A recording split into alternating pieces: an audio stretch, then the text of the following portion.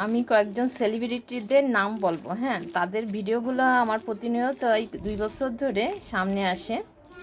যেমন নকশিকন্যা বাংলাদেশের, তারপরে হচ্ছে থটস অফ বিল্লাল, এদিকে এই রাজু খান।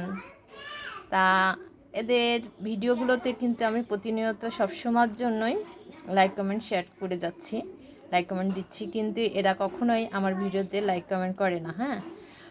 আরও আছে হচ্ছে আবদুল্লাহ,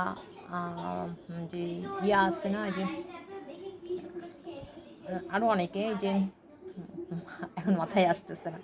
তা এরা কি আপনাদের সাথে যুক্ত আছে নাকি একটু জানাবেন। তারপরে এই প্রেম ভাই, এদিকে সঞ্জু ভাই, তারপরে ঘুড়ি, তারপরে দেখা যাচ্ছে আরও অনেকে। তা এদের পোস্টগুলোতে কি আপনাদের সামনেও পড়ে? এগুলো কি করতেছি বলেন তো?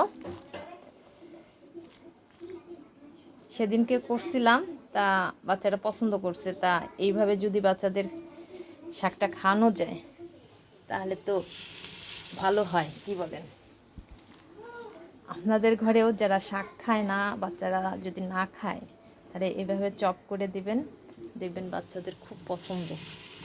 নিজেরাই নিয়ে নিয়ে খাইছে, তাইতে মনে করলাম যে তাহলে আমিও এটা করি। একটু সাথে ডিম, একটু মাংসের কুচি, এইগুলো মিশায় ডাল দিয়ে এই চপটা ভাজতেছি।